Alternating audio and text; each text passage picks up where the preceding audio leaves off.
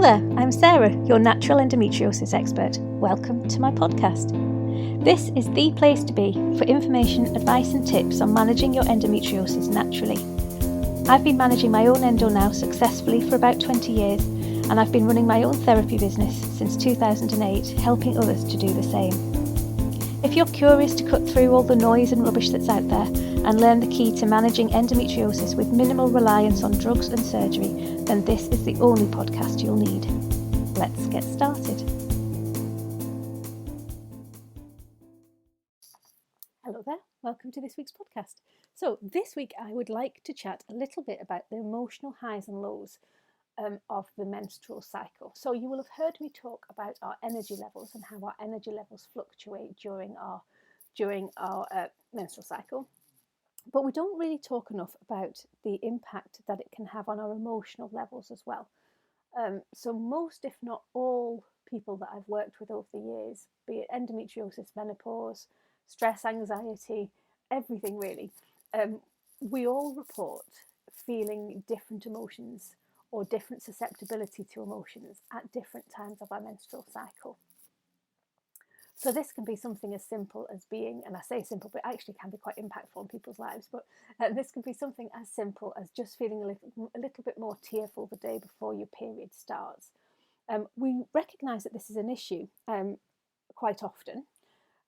Quite often we make light of it, but actually it's probably something that we shouldn't joke that much about because, like I say, it can be really impactful on people.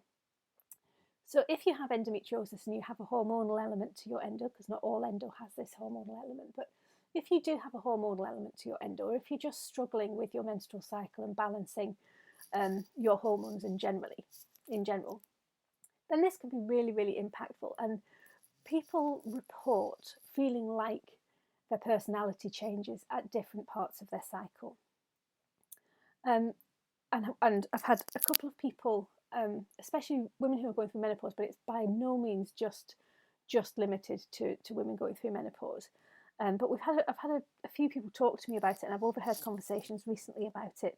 And the fact that we're talking about it more is fabulous, but we do need to talk about it more often.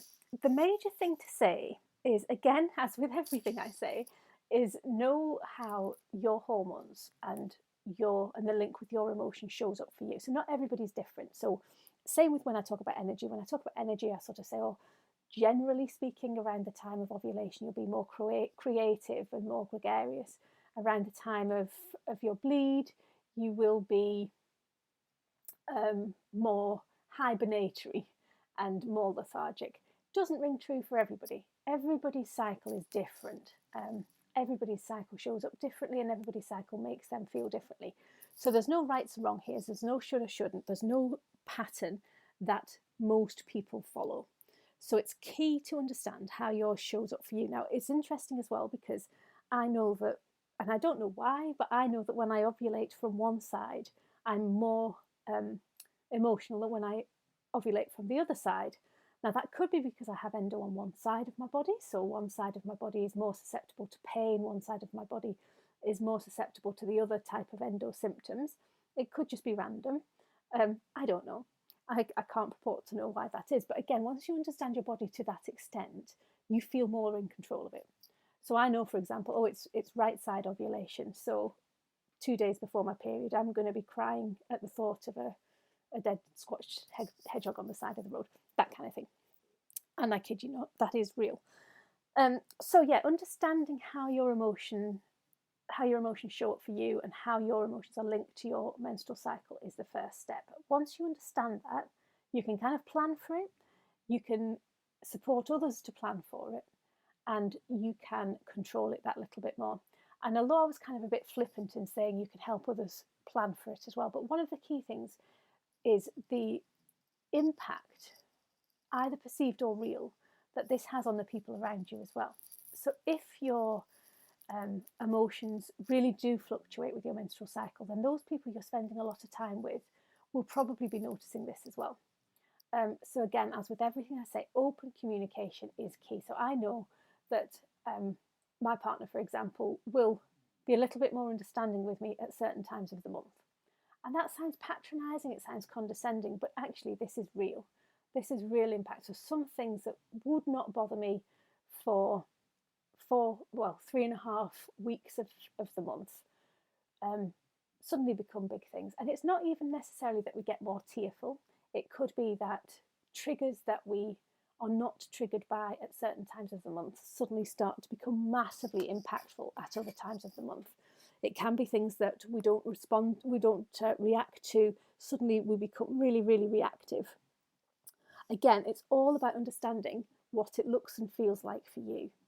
The second thing is that we shouldn't dismiss these emotions and these feelings that we're getting. So just because it's a certain part of our cycle and that makes us more angry or that makes us more tearful, that doesn't negate the emotions that we're feeling. So quite often we have a tendency to gaslight ourselves. We have a tendency to say, well, actually, that's really upset me, but it's just my time of the month or that time of the month. But actually, be more gentle with yourself, be more honest with yourself. You're still upset, you're still angry, it still has had that impact on you. Now, fair enough, you might be able to talk yourself down. You might sort of the next morning say, well, okay, I'm going to react to that slightly differently today. But by adding that shame and by adding that kind of flippantness, if that's a word, to the emotions that we're feeling, we're actually not doing ourselves any justice at all. Because whatever we are feeling is real. However we are reacting is real in that moment. And just to dismiss it by saying it's just that certain time of the month means that we're negating everything we're feeling. Now, you may feel yourself, okay, I've overreacted. You might not. Whatever you think is real, is valid. But don't assume that just because it happens at a certain time of the month that you have overreacted. Validate your own feelings. Don't gaslight yourself. It's so hard living with emotional ups and downs. It's so hard living with a hormonal imbalance.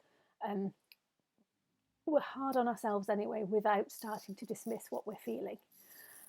So the key to understanding our emotional tie with our hormonal cycle is just to tune in more frequently. Do you know how it impacts? Do you know how it impacts all throughout your cycle? There may be peaks and troughs that you recognise because it's impossible not to recognise it. But are there other peaks and troughs going on that you don't recognise? How does it make you feel? And I mean, really, how does it make you feel? Not just like a kind of, I just get a bit more tearful. But how does that tearfulness make you feel? Do you get any sense of anxiety? Do you get any sort of depression with that? Really tune into the real feeling around it. Do you feel guilty?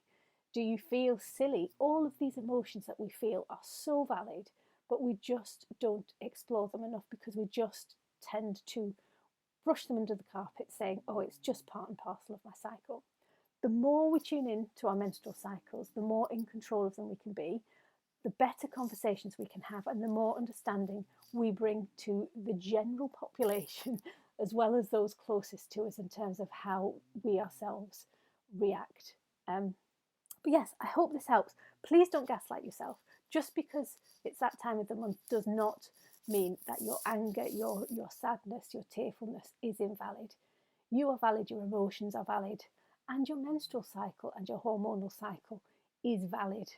Honour it, love it as much as you can. I know that's difficult for some women, but the more you love it, the more you embrace it, the easier things get, I promise. I hope this helps. Thanks for listening. Thank you so much for tuning in today. I really hope that you found this podcast helpful.